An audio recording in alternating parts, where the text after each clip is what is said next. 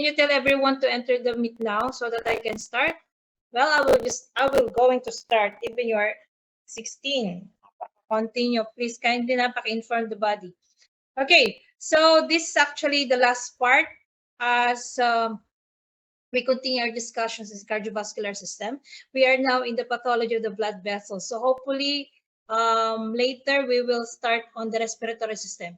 Dapat sana magkakaroon tayo ng quiz. However, we are not in face-to-face so that I cannot give you the quiz for the cardiovascular system. Maybe next meeting on Monday. So just be ready on the quiz for the cardiovascular system. And afterward, I hope you could be ready on your laboratory for opening. Okay.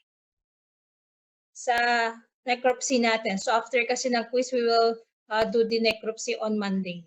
Okay, so be ready on Monday. Okay, so we will now continue our discussions, but before that, may I hear someone to do a recap of what we discussed last meeting? May I hear from iba namang tao, Jeline. Okay, Miss Jeline, are you here? I'm not going to open my cam ha kasi medyo naglalag. Okay, may connection. Okay, so Miss Jeline, are you here? Yes po, Doc. Okay, can you hear me clear? Yes po, Doc. Okay, sige. Can you give us a short recap of what we discussed last meeting? Go. Yung diniscuss po natin last meeting is about po sa congenital heart disease, which is, wait lang. Sige, medyo di ko alam kung akong nag-hang. Ayan, sige. Which is meron po tayong causes of abnormal cardiovascular development. Yung sa genetic po, yung example po doon is yung single or multiple gene effect. Tapos doon naman po sa infectious agent, meron naman po doong parvovirus infection in cat and dog. Meron pong mga important features which is yung primary features tsaka yung secondary features. Sa primary features po, nandun po yung mga it relates to the anatomic details of the malformation themselves, and sa secondary features naman po is nakarelates po dun yung mga anatomic changes resulting from the malformation.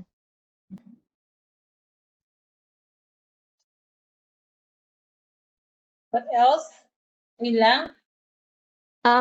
Meron pong aortic stenosis, which is yun po yung partial fusion of aortic valve where left ventricular hypertrophy occurs secondarily to increased pressure.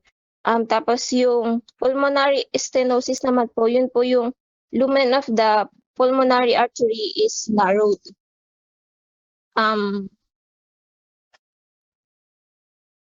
Tapos meron rin pong ventricular septal defect, which is the failure of complete development of the ventricular septum.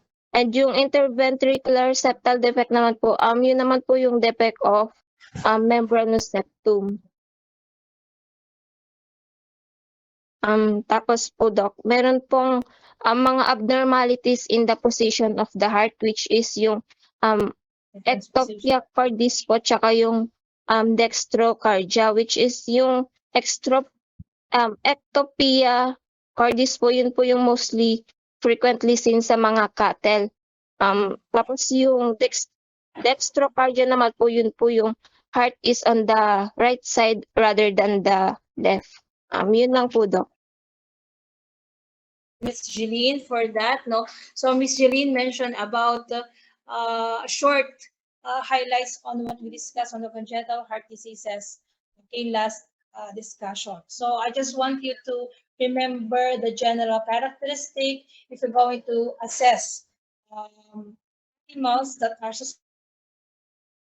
diseases. So we mentioned that one in our previous discussions, the clinical signs that can be helpful, okay, to identify if the animal is suffering from a congenital disease. But always remember that if you're going to assess a particular animal, you need also to consider other possible factors. So hindi lang kayo magbe-base na the animal is suffering from congenital diseases. So this will be one of your differential diagnosis. So the most common clinical signs that we discuss, I believe, is the cyanosis. So I hope you're familiar with the term cyanosis. So there's a bluish discoloration of the peripheral skin or the peripheral status no sa characteristic ng skin and mucous membrane in which the peripheral blood vessels are affected in terms of oxygenation because nagkakaroon tayo ng problem in the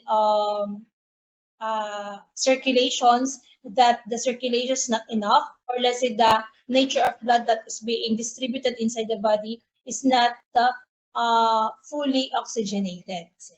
So that's why the distal parts of the body may receive reduced oxygenation, and thus the manifestation is bluish. So aside from that, there is fatigue easily because of the reduced oxygenation and energy. Yeah, so less yung energy niya. So this is a domino effect, no? That also could lead to yung heavily breathing during activities. And of course, if you assess this through auscultations, you might hear some murmur or some changes in the heart sound. Yeah. So as Miss Jillian mentioned about the causes, could either be genetics, some infectious agents, or yung sinasabi nating cause ng mga monstrous details, no, like your teratogens. So she mentioned also the so features, okay, the primary and secondary features of congenital diseases. Oh, by the way, do not forget the characteristic, or let's say the ano tawag mo dito, of these different features. Yan.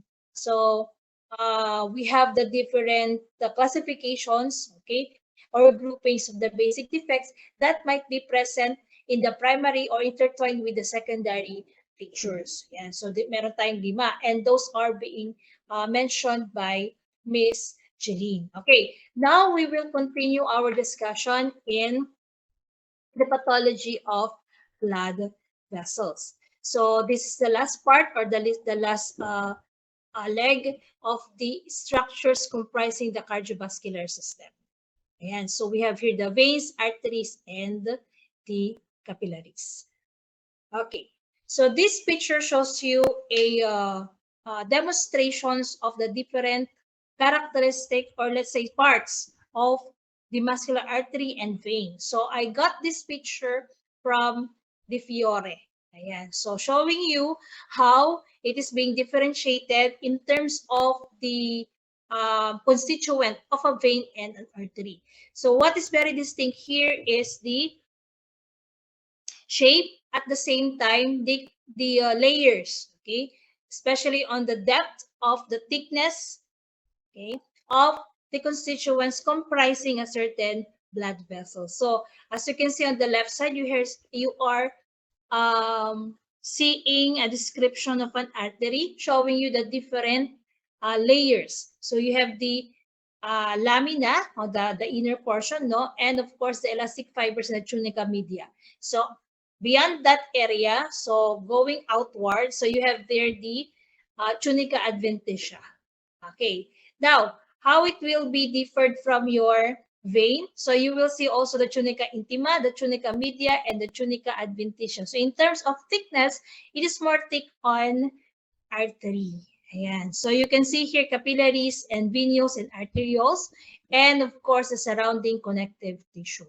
So basically these are important parts of a blood vessels that has their important role or significant role in the conduction of blood, okay, or as their part in the fluid dynamics or the blood dynamics. So they should go hand in hand with the activity of the heart, or to support the conduct of the blood circulations, particularly coming from the output okay, cardiac output.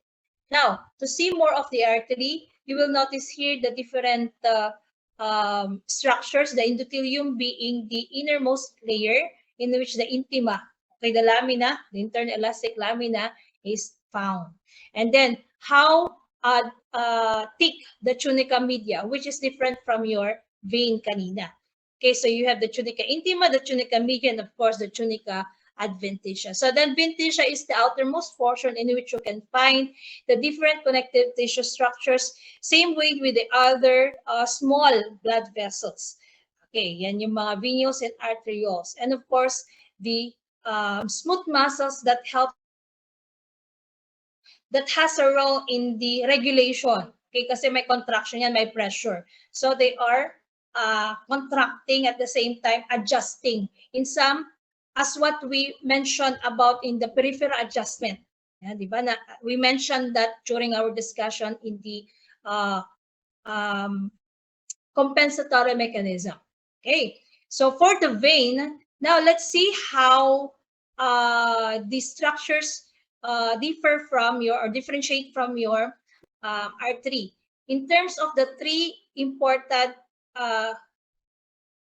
layer. So you have the tunica intima, the media, and the adventitia. If tunica media is the thickest portion in the artery, in your vein, it's the tunica adventitia. Okay, so the components also that can be found in this different layer are seen in this picture. So you have seen, again, the endotheliums, the lining, the connective tissue lie beneath the endothelium, and of course, some of the smooth muscle fibers. So we have here a less dense and of course less thickened.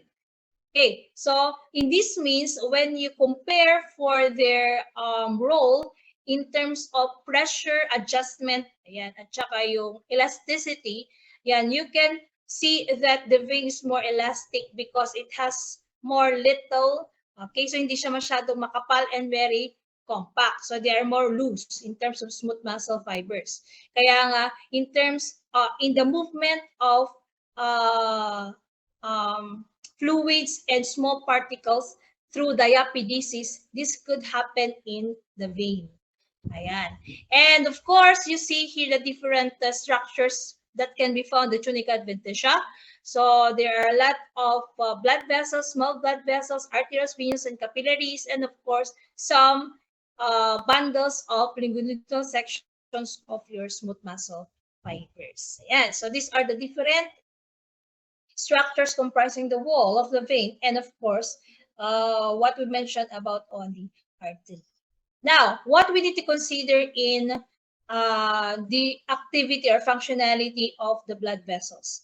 So we know that the microcirculations is composed of the smallest or yung mga small blood vessels natin. So these are those that are distributed, okay, on the peripheral, okay, blood circulation area. So these are the arterioles, capillaries, and venules, in which there is an active exchange, ayan, of waste product, of oxygen, nutrients, etc., and gas exchange. So everything that could happen in this at the post-capillaries and post-venules, so dito nangyayari yan. That's why during our discussion, the edema and other hemodynamic changes, most of the changes or most of the parang disorders, abnormalities in the hemodynamic changes, which affects the flow dynamics or the fluid dynamics happen to be at the peripheral, okay, blood vessel, or ditong mga post-capillary or post-venule, and of course, yung other blood vessels na maliliit. Okay, so because of this area na very active sila. Blood vessels are also important. However, in most of the hydrostatic pressure and osmotic pressure, yan, magkakaiba kasi sila. So most of the time, yung mga malalaki or yung mga large vessels, that's for the conduct, okay, of the blood. And if there are abnormalities that could happen in there, syempre, it could be thrombosis, it could be emboli. So depending on the possible lodging of foreign invaders or foreign bodies that can be trapped within the closed or the intact blood. So be seen, or let's say atherosclerosis. So different. There are a lot of possible problem also that can affect large blood vessels. Ayan. So the cells, oh, by the way, the microcirculation serve as the major, I've just mentioned about this one. Then the cells of the vessels, the endothelial cells, smooth muscle cells are very important. So I've mentioned about the adjustment, peripheral adjustment, baroreceptors, chemoreceptors. So these are very important, no, as part of the activity of the blood vessels. As to mention or not to mention their property as they respond to different entities in the body. So, like for example, hormones, neurotransmitters, and any other constituent that when enters the body, or let's say in certain conditions, no, the blood vessels can react to it. Okay, so that's why it was mentioned here, the primary constituents that respond on various reactions the vessels may undergo. So it could be mechanical, physical, ayan, or let's say yung mga ang tawag dito, I mentioned about the chemical, okay, sa neurotransmitters na yan, okay? So ito yung kanilang activity. So another is that in considering the arteries and veins, we need to always remember that most of the diseases affecting this vasculature is through secondary to systemic diseases. So you hear about systemic diseases again. This is more of the picture or features of features of infections that are distributed within the body. Okay, so as I mentioned, the body is very vascular. So yung movement ng fluids and the blood natin come through or go through with the blood vessels. So anything that goes within the blood vessels at may problema doon, then probably it could also affect the blood vessels. Now, the degenerative change are of minor importance in veterinary pathology. However, we are not exempted, okay, or the animals are not exempted to suffer from degenerative changes, just like atherosclerosis or teroma. So, yung mga yon, they can also be affected. Though, hindi lang siya masyadong na, let's say, na-highlight. Maybe because, when you compare that to human kasi, maybe because some data, or let's say the diseases are being overcome by mga infectious diseases. Yun lang. Okay, but animals are not exempted to experience degenerative changes. Why? Because they have these metabolic activities, metabolic abnormalities also. And what the animal and the human, what the human may suffer from degenerative change can also be seen or can also be the same in principle pagdating doon sa animals. So most of the time, meron din sila. However, they are not that so highlighted as that of the human. Okay? So the inflammatory diseases of the vasculature. So these are the common terminologies that could describe inflammatory conditions affecting specific blood vessels. So we have here arteritis, periarteritis, polyarteritis, and the vasculitis. Now I want you to read again the terminologies in your general pathology in which nakalagay doon. So there are a lot of terminologies on inflammatory conditions. So please do read on that. I'm not asking you to memorize, but hopefully you could remember those, because an idea of those inflammatory response may give you a point, okay, to ponder on, especially in learning of the pathophysiology for particular conditions. Just like, for example, you hear arteritis. So this is inflammation of the arteries. So if you hear arteritis or inflammatory conditions, what might be the possible causes of this arteritis? So we have a lot.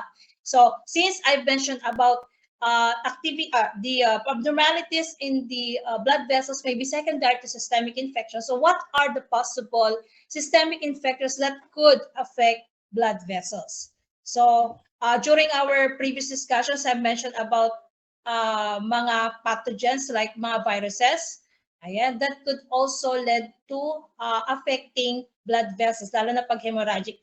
You have the swine fever. Yeah, so what else? So we have a lot, BVT. Yeah, so all of those Okay, we have parasites also. Yeah, so you have heard about microfilariasis. Yeah, so we have this consideration, no, in understanding how the inflammation of artery can be possible.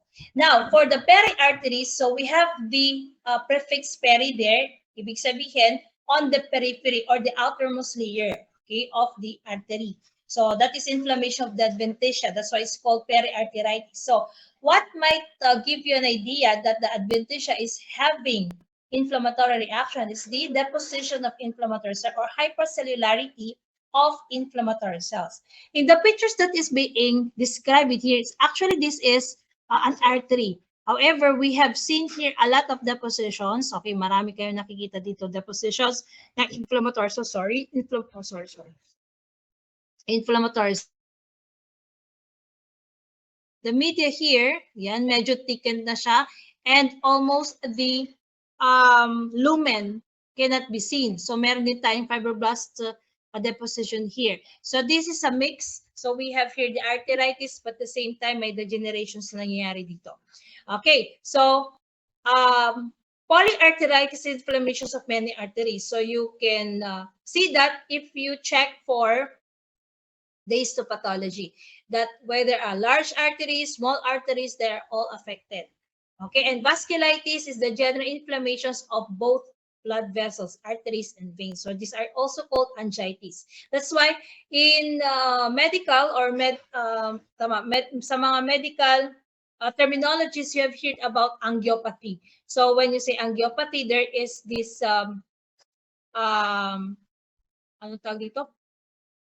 Problem, okay, doon sa blood vessels. So you have heard also the angioplasty, so mga corrective means na ginagawa sa blood vessels if they found to have mga obstructions or clotting, yan. So angio, that means for blood vessels.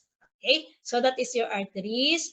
Vasculitis, so in general. So causes of vasculitis, so it could either be viral, bacterial, parasitic, fungi, or an immune-mediated factors. So in viral, so these are some of the common, especially the identified causes here are systemic. Okay, they have systemic conditions. Okay, systemic manifestations. So equine viral arteritis, malignant catarrhal fever, equine infectious anemia, blue tongue, feline infectious peritonitis, Alyssian disease in mink, and hog cholera.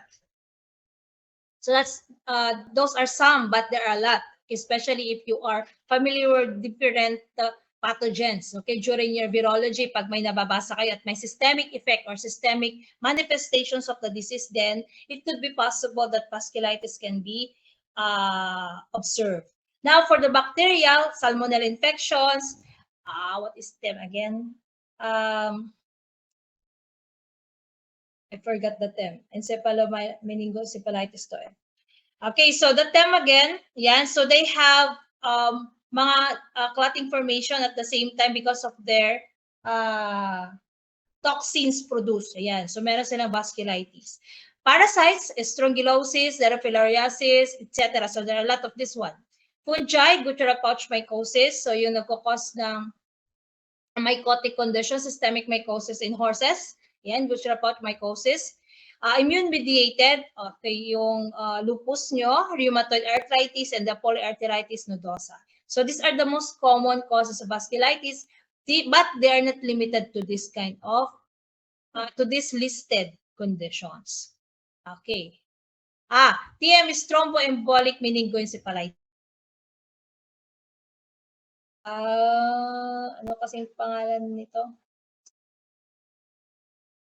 Yeah, later maalala ko yan. I will give to you. Kung hindi nakalist doon sa LRP. Okay, so this is an example of parasitic. Okay, parasitic infections that causes verminous or that causes arteritis. So this is Strongylus vulgaris in equine. This the common area where this Strongylus vulgaris lodge is in the mesenteric artery. That's why your equine medicine, or let's say in your higher year, no?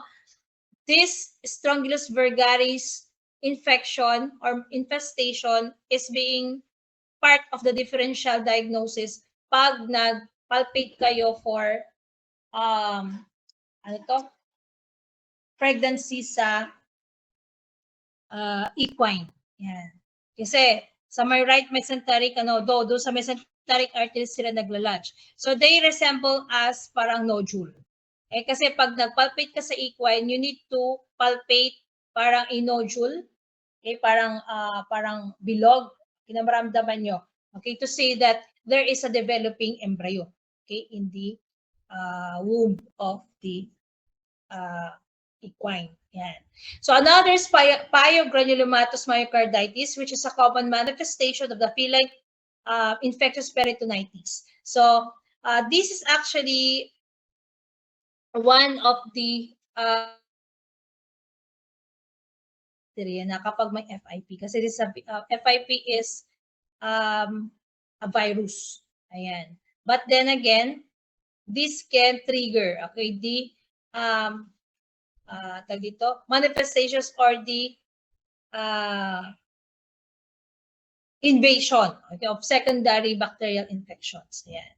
Kaya nagkakaroon ng pyogranulomatous myocarditis. Pyo means there's a pus forming, as you can see, it's a diffuse nodular lesion. Okay, it's a diffuse nodular lesions on the surface of the myocardium. Okay, ito sa heart muscle. So when you open this one, you can see pwedeng matigas or pwedeng malambot, wherein pus can be liberated out. So that is the pyogranulomatous myocarditis. Okay, so this is a Vermin's arteritis and thrombosis in which they are being distributed. So na-detach doon sa area and then na-distribute sila, nagiging thromboembolic sila, no? Okay, and the consistency of the thrombosis is a vermin. Okay, and this actually a picture of a verminous arteritis with a thrombotic conditions. Nag-clot, okay, together with the parasite. Okay, so for the venous inflammations, the term for the vein inflammation is the phlebitis. Now, the causes could either be systemic, local extension of infection, or intravenous injection.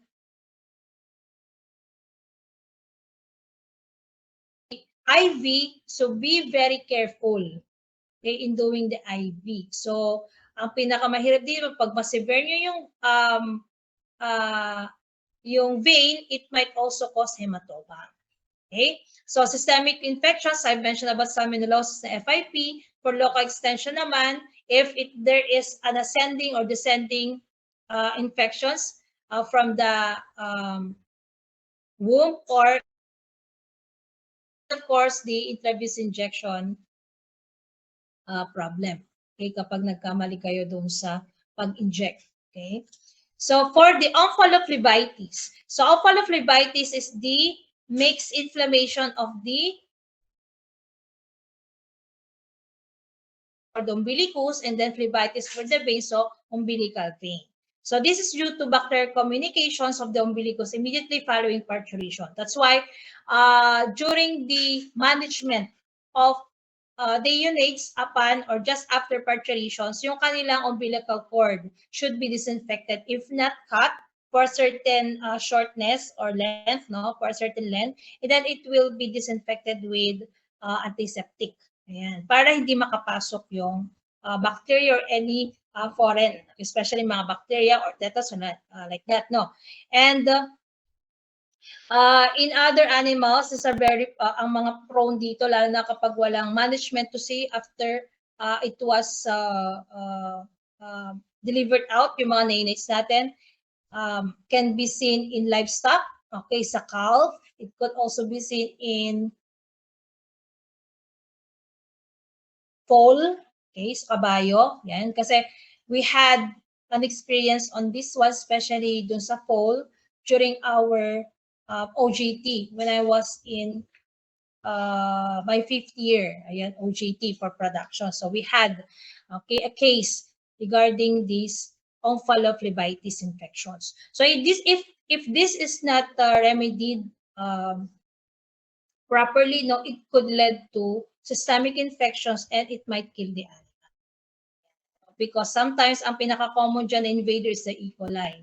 Ayan. But definitely, there are other infections that could enter. That Clostridium also can enter, especially if the animal has a contact in the ground. So, affected neonates, ayan, manifest septicemia, peritonitis, suppurative polyarthritis, hepatic abscesses, and umbilical abscess. So, that depends on the severity of exposure to a certain secondary infections. Ayan. So, other associated diseases that could affect or that could produce omphalophlebitis are feline infectious peritonitis and schistosomiasis or the blood flow infection. So, sa schistosomiasis kasi, they would love to travel. Ayan. Okay, sa mga blood vessels, especially when they are trying to look for their predilection site. So they could actually damage some of the blood vessels or any of the organs that where they could pass through, no? So may mga fibrosis din makita. So schistosomiasis is more like having a similarities in the lesions of fasciola. Ayan. Okay, so that's omphalophlebitis under inflammatory conditions affecting blood vessels.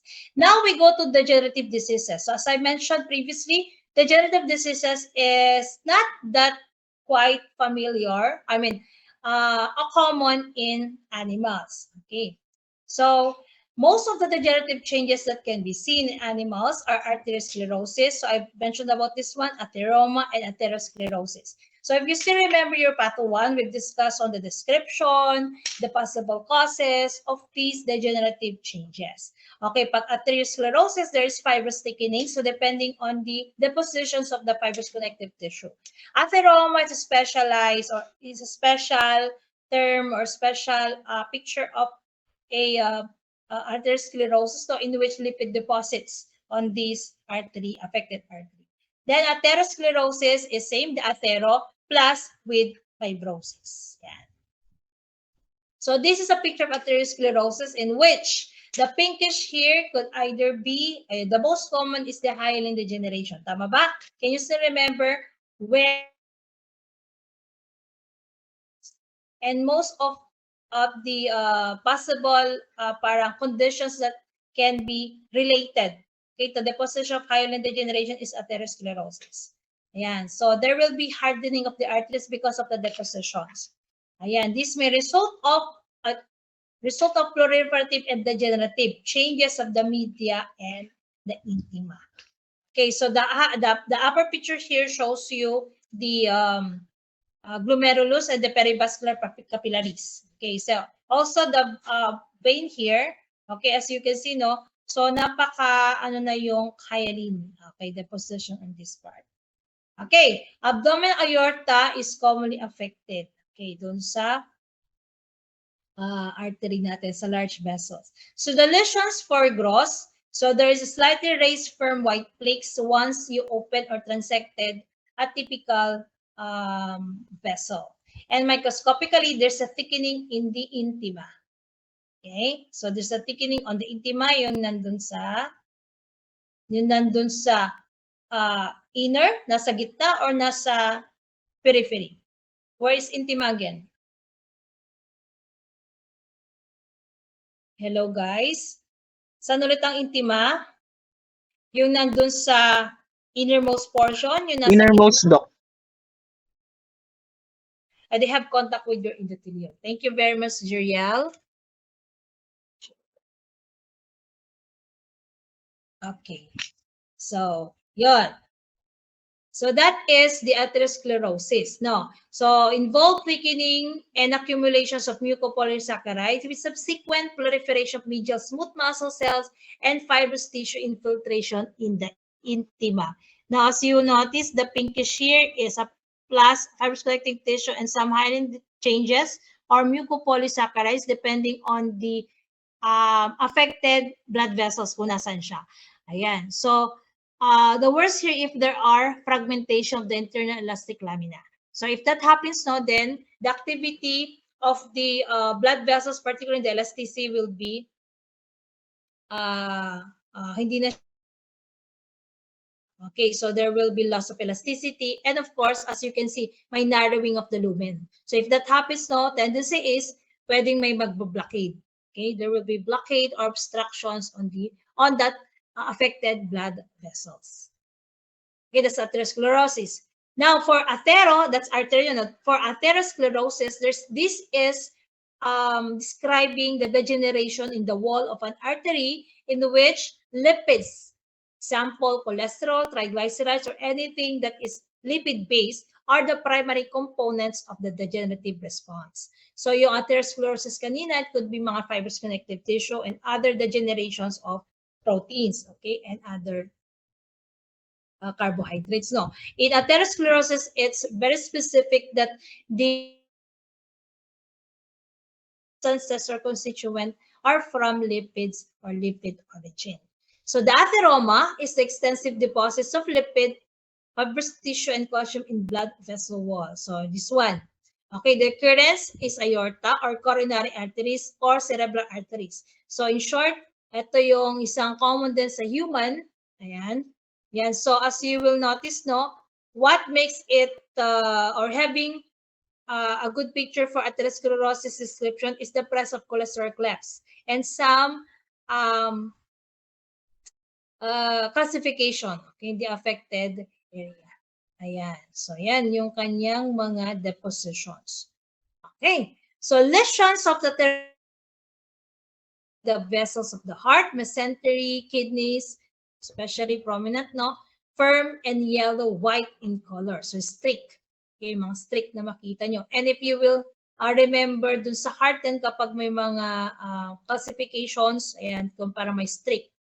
Okay. Microscopically, there is lipid globules, which means that there are lipid degenerations, accumulation of cytoplasm of smooth muscle cells, and macrophages, often termed as foam cells. So aside from that, you will notice also ito yung mga cholesterol clefts. Okay, yan. Okay. So necrosis fibrosis also develop in arterial lesions. So that is when if the conditions progress.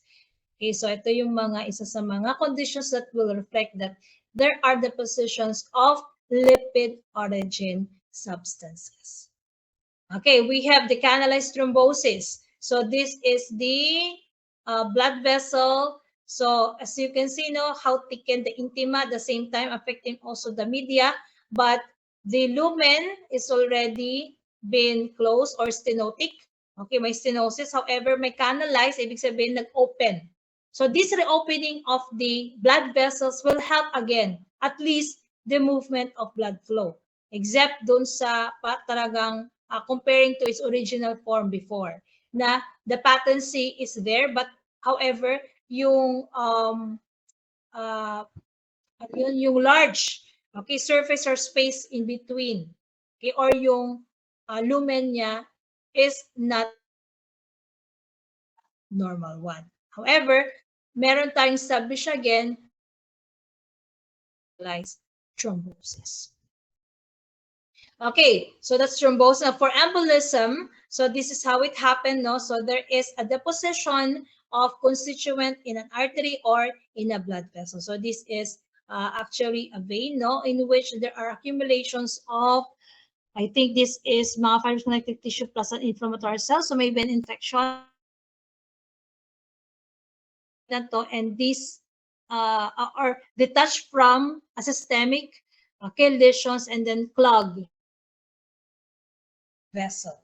Okay, this is a cross section where you can see the clear blockade, okay, of this constituent. So konting lumen lang yung makikita on the affected blood vessel. So that is the embolism, the mga thrombosis that can be the degenerative changes that can be found in blood vessel affecting your blood vessels. We have the arterial ruptures. So I mentioned this one during hemorrhagic conditions in the Patho 1. Ayan, kapag may mga rupturations of the major blood vessels that could lead to shock or hemorrhagic conditions. So the arterial ruptures are caused by severe trauma or as spontaneous lesions. Spontaneous lesions in which some of the systemic conditions are because of the infections or the toxins na medyo it could lyse, okay, the blood vessels that could lead or eventually rupture unaffected blood vessels. Okay, for spontaneous aortic rupture, this is common in Turkey. Ayan, yung susceptibility nila. In horses, susceptible to sudden rupture of the ascending aorta, which is associated with marked exertions. Okay, lalo na siguro kapag may mga problem yung animal that intended to parang pwedeng mag-create ng pressure, okay, doon sa blood vessels. So common, there's a rupturation of the carotid artery with subsequent epistaxis due to guttural pouch mitosis. Okay, so the guttural pouch kasi is commonly found somewhere in the just beneath the jaw. Okay, dito. So malapit sa neck yung part na yan. So if there are guttural pouch mycosis, is a systemic fungal infections. So upon progression of the disease, that it might affect, okay, yung continuous exertion dun sa area na yan na may pressure and may abscesses, may mga substances that could lyse, okay, yung mga soft tissues, and of course, since systemic yan, pwede yung mag erode, okay, yung malapit sa kanyang blood vessels. And if there is rupturations, then there will be a massive deliberations of blood, and that could lead to cardiac tamponade on the affected heart, okay, the arterial ruptures. Now for aneurysm, so I know you are familiar with aneurysm. So there is dilatation, okay, dilatation of the blood vessels, particularly mga arteries. So a localized dilatation, attenuations of vessel wall, often large arteries are affected. So the stretch intima and adventitia remain due to rupture of the media. Okay, so definitely there is intactness of the two, however, the media is already ruptured. So hanggang dumipis hanggang talagang ma-destroyed or ruptured totally. So causes of these aneurysms can be copper deficiency, in which copper deficiency kasi it could affect the complete development of blood and hemoglobin. So magkakaroon tayo ng problema dyan sa development. So if that happens so sa homeostasis natin, that the consistency, the nature, and the integrity of the blood and the blood vessels involved are affected. Infectious spirocirca lupi or lupi. So spirocirca lupi is a parasite in dog, yan, in which they are also coined as nagkukos ng pseudo cyst, insisting on that blood vessel. And of course, dissecting aneurysms in birth. Yan. So yung mga nandoon sa blood vessels na may mga branches. Ayan, so significance, this may occur as secondary condition to degenerative or inflammatory diseases of a vessel wall, which affects the integrity of the blood vessels. That if it affects the integrity, the elasticity, yan, kapag nagkaroon ng loss or reduction of elasticity, then they are more prone to disruptions or distractions. So aneurysms may rupture resulting hemorrhage by rhexis. So there is destructions of the blood vessels liberating the blood from a destroyed or broken blood vessel. That's why it's the rhexis. So there is a traumatic condition that happen in the blood vessels in which blood are being released from the blood vessels. So that's one type of hemorrhage by rhexis. Kasi the other one, I've mentioned about the hemorrhage by diapedesis. So, nangyayari yan sa mga vein, okay, mga veins, kasi manipis na sila. Okay, so this is varicosity. Okay, so sa human to, you will notice the peripheral veins. Ayan, so meron tayong mga congestion, I mean, not inflammation, but there is the prominency, okay, of the elasticity. Ayan. So, yan yung varicosity. Okay, dun sa maliliit na blood vessels. This can be affected by pressure the hemodynamic, the changes kasi yung pressure below, no, nahihirapan, so napupull down. So what happens? So sabi ko nga, there is adjustment na nangyayari at prefer adjustment. One problem now sa mga varicosity na ganito is they could prone to have mga thrombosis. Yun lang. Could be deep thrombosis, yan yung mga problema natin. Or magiging, once these thromboses are detached, maging emboli, then it could be circulated in the body. That the significance now depends on where this possible thrombosis or embolus can be wrapped into. Okay. Hematoma or hematocyst. So this is the same, the term hematoma, hematocyst. These are organized blood clot, organized by the depositions or the enclosure of a virus-connected tissue. This would happen if there are parang biglang bleeding on a certain cavity, ayan, in which may organization, yung para ba-stop. Okay. The problem now if the hematocysts are being complicated by infections. Yeah. So, pwedeng mag-progress, pwedeng tumigas, pwedeng mag-obstruct. But there are some hematocyst hematoma that can be regress. Pwede silang mag-regress through time. Okay? Pwede silang ma-dissolute by the body. Lalo na kung malit lang naman siya. Okay, so that's hematoma or hematocyst. These are common to see affecting blood vessels. So, depende kung ano yung magkakos ng hematoma or hematocyst. Could either be a secondary to parasite or let's say talagang may rupturation nangyari. Pwede kasi makita on the externally, yan, so mga peripheral blood vessels natin, or internally, especially if there is accumulations in the cavities. Okay, so that is the blood vessels for vein, capillaries, and arteries. Okay, are you still with me? Yes, Doc. Okay, so yes, I hear something. Someone pop up? Okay naman, okay.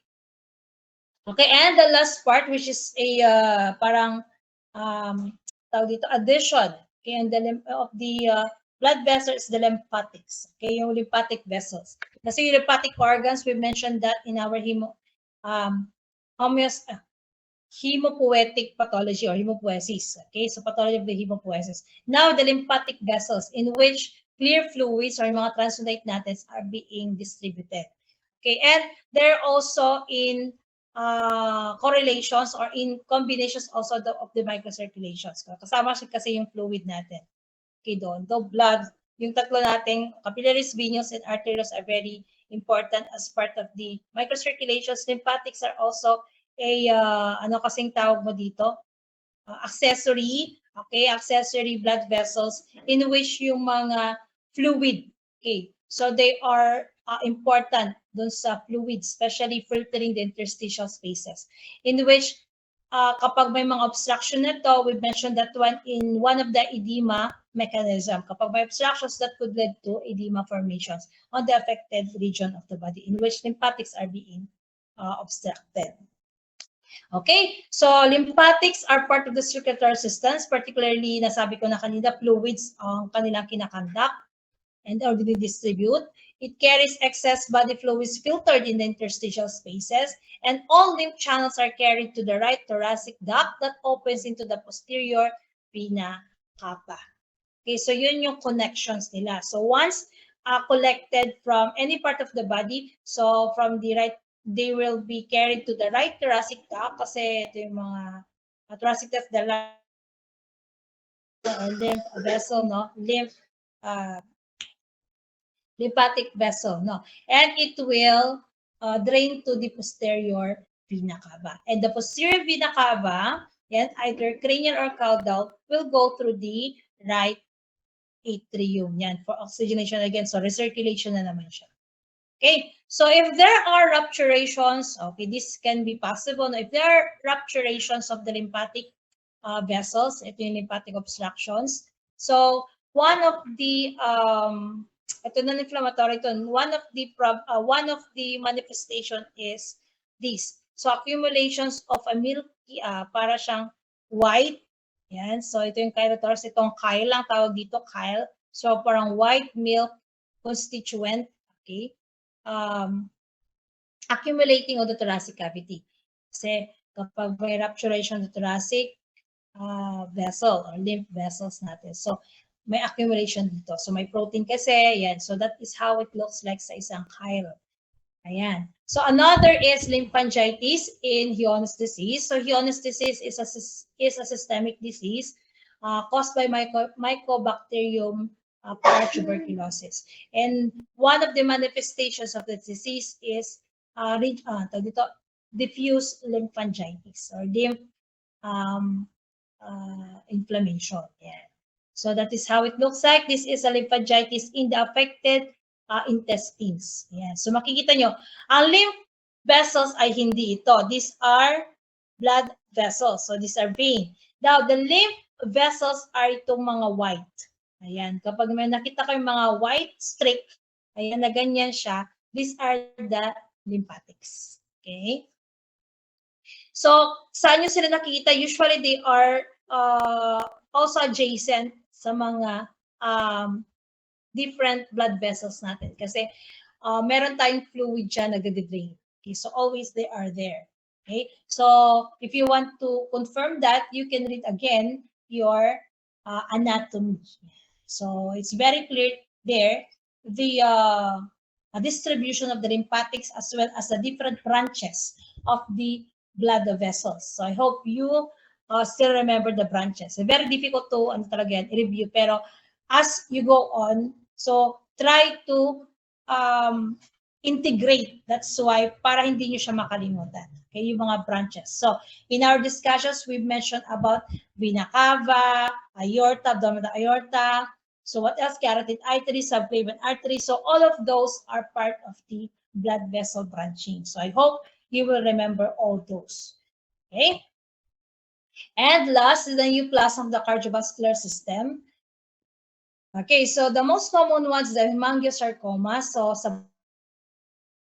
known as hemangioendotheliosarcoma, in which the location affecting is the endothelial lining. Okay, that's the hemangioendotheliosarcoma or the angioendotheliosarcoma. So angio, which the vessels. So locations, the right atrium and spleen. So basically, kapag may mga ganito, it could obstruct somewhere or kung malit lang naman siya, they cannot be that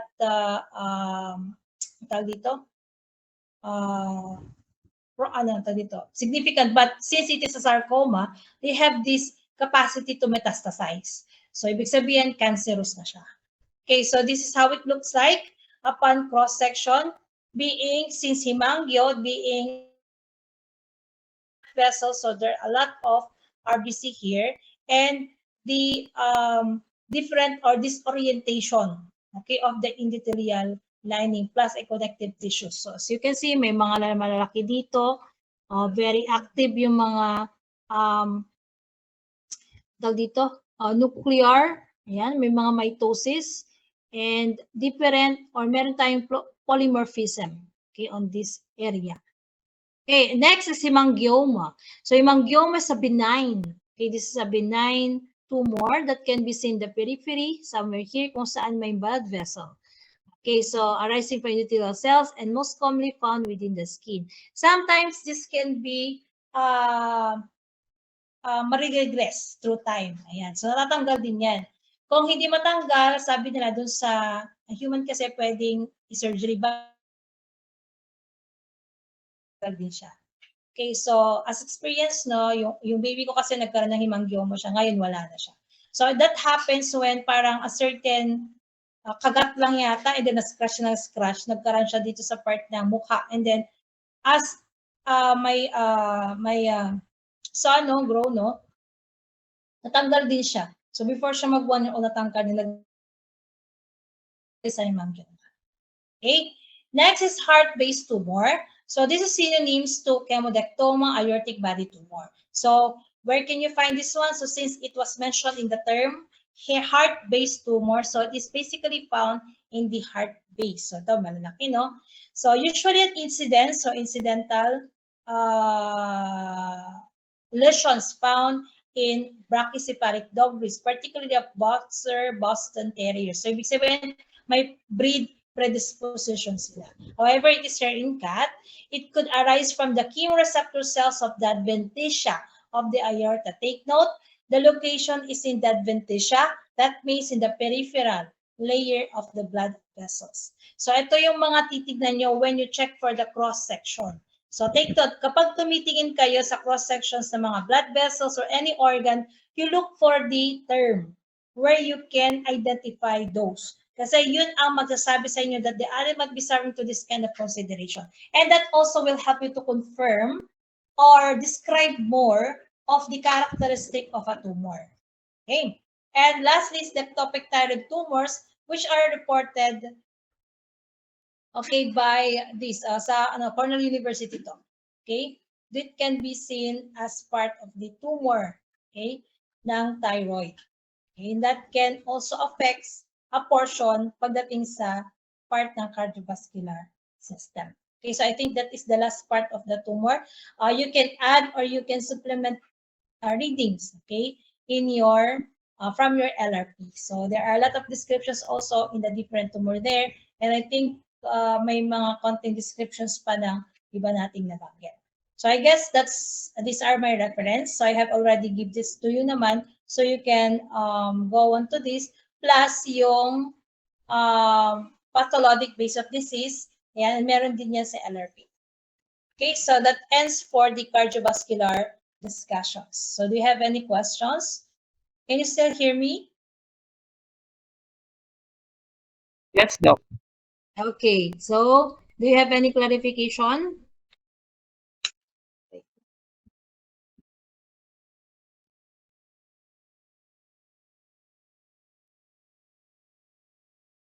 Okay, so I think I hear none. Just do remember yung common. Okay, hindi ko naman sinabing i-memorize nyo lahat, but definitely, yung mga nabanggit dito are, most of the time, are common, especially congenital, may area doon, like the right aortic arches, some of the tetralogy of Fallot is a major complex, the common, dito, heart diseases affecting cats, and other predisposition, okay, ng breed predisposition, just read on that para ma-familiarize kayo. And of course, yung causes, especially if these are pathogens. Yeah, in your LRP, it was described, especially on the pathogens. If not, then you can read our other references. Like for example, pag nakabasa kayo doon ng Clostridium chauvet, ano bang ginagawa niya? If that chauvet can affect certain part of the cardiovascular system, yun yung integration nyo. So, kaya nga, dito sa systemic system, but this is very crucial pagdating sa learning of the different diseases. Ayan, so portion doon ay kinukuha. So hindi lahat dinidiscuss naman doon. But definitely, familiarization, the lesions na pwedeng mangyari. Let's like for example, nabanggit natin kanina pag may arthritis. So arthritis actually general. Pero kapag may pipiliin na anong possible conditions that could lead to arthritis, we've mentioned kanina may pathogens, may different types ng pathogens that could lead to arthritis. But basically, yung una nating nabanggit, blood vessel problem is a secondary to systemic diseases. So yun na yung mga focus nyo doon. However, except for some degenerative changes. So we mentioned about little on the degenerative changes kasi konti lang naman yung common, but definitely you read on that. Kasi parang application lang yan ng GenPath last time, okay, sa mga different degenerative changes. Always remember your basic on the degenerative changes. So I guess I've discussed that well naman pagdating noong sa GenPath natin. Inflammations, ang crucial sa inflammation is that anong typical type of inflammation, depende naman doon sa present of inflammatory infiltrates. So if it is mga neutrophils, so more on the descriptions of the disease is pyogenic or purulent or suppurative because of the presence of these neutrophils, or kapag alam nyo na may pus manifested, okay, on the lesions, grossly and microscopically, then definitely malaking chance that the cause is a pus-forming organism. So yung mga pus-forming natin, there are bacteria. So dapat you are familiar with the pus-forming bacteria na nasa microbiology nyo. So I've mentioned few, strep, staph, rhine, so there are part, okay, na magkakause ng mga past form. And some systemic infections. Ayan. So, kaya kainulit-ulit kasi ito yung mga basic na reference nyo in learning more of the diseases of the domestic animals, especially if it is caused by pathogens and cardiovascular system alone. Kasi we've mentioned some of those sa hemopoietic pathology nyo, and definitely we will discuss again other pathogens ang pagdating natin sa ibang system. There might be one or two or a lot of microorganisms affecting not only one system but more. Why? Because of its systemic manifestation. And so, dito lang is to concentrate you to a certain system and what possible lesions that can be found if these organisms are present to this system. Yeah. So, sana may matandaan kayo sa cardiovascular. It's very wide topic and really yung susunod dito, respiratory is mas wider na naman. Okay? So, ang una nyong highlight also sa discussion natin ng cardiovascular is the myocardium, especially on the, nasabi ko, inflammatory condition, the myocardium, its compensatory mechanism, and what else? Their manifestation, especially the congestive heart failure.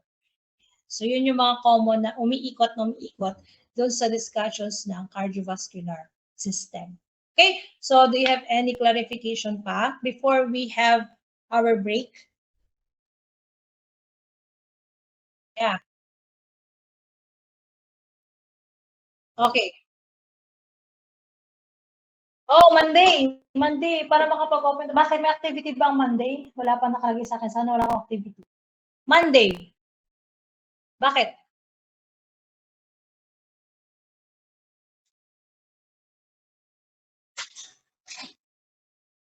Oh, so ayaw nyo talaga mag-open na. Oh, anyway, okay lang naman for the, yung gusto ko lang if, yeah, you can use your recycled, topics naman. Walang problema if that is your option. Okay. Now, if you want to, okay, so free tayo sa Monday kung gusto nyo na may open, you can bring, okay, para i-open natin for the body. Kung wala naman, you can still continue our discussion. Wala namang problema siya. Para lang gusto ko sana may hands-on makita kayo, walang problema. Parang wala pang nakalagay na activity ko eh. Kung may naka-activity na, yun lang problema. Kaya kung may chance, we can open. Kung may mamamatay. Kasi usually may namatay dito, wala namang itong pathology. Hindi nyo araw dati nun. Kaya yun ang problema ko. So sabi ko, wala mag-open, wala yung mga pato ko. Hindi ko sila makita. Ayan. So, iba kasing klase nyo noon. Yung namatay na kambing, yan. So, in-open nila. So, higher yun nag-open noon. So, hindi nyo nakita. Sayang. Now, if you did necropsy in your forget to have your demonstration video. Okay? So, yun, para makita kung paano kayo siya nag-open. Ayan. So, hopefully, as you further your study here, no, sana in the next days ay may maka-encounter kayo na magpapatay. Okay na may namatay para ma-necropsy, hindi kayo papatay, ha? May na-encounter kayong namatay. So, walang problema sa akin. Okay, so if you want to open that, like for example, within this week, ay may nag-open or may namatay, open, pero dapat dalhin nyo talaga dito kung gusto natin makita dito. Ayan. And be ready with your mga gamit kasi if you do that, no? Kasi di nyo kayo pwedeng mag-dispose dito. Unless i-dispose nyo dito, kailangan nyo i-dig deep.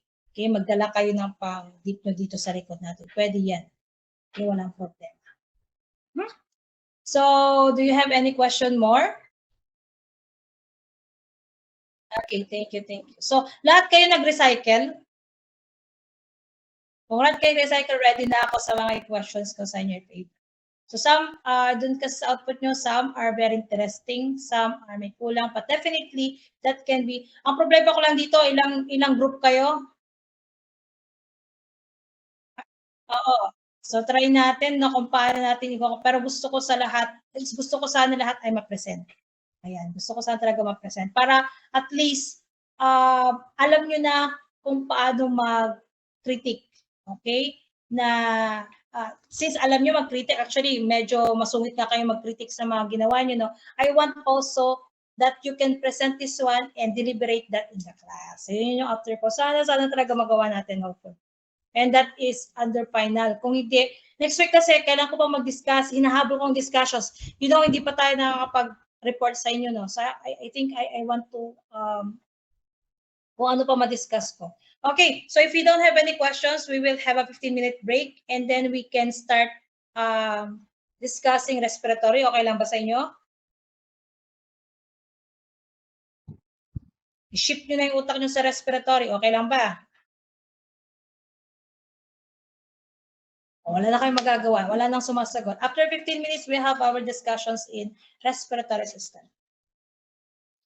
Oh, hindi pa. Oh, unless masama ko, unless matapos ko. De joke lang. Okay, cardiovascular muna. Okay. Kung may matapos ko, wag muna. Kung matatapos ko ang half, kalahati ay matapos ko. Yun lang. Masasabi ko ulit sa inyo kung idadagdag natin sa quiz or hindi. Or other na lang. Yan. Okay? So later, 15 minutes, 9:50, 10:05, tama ba? Yes, Doc. 5:10. 5:10, tama ba? Ay, 5:10, 10:10, 50, 55, 60. Ay, tama. Okay, 10:05. Okay, siguro. Ano tayo? Break muna tayo. See you later.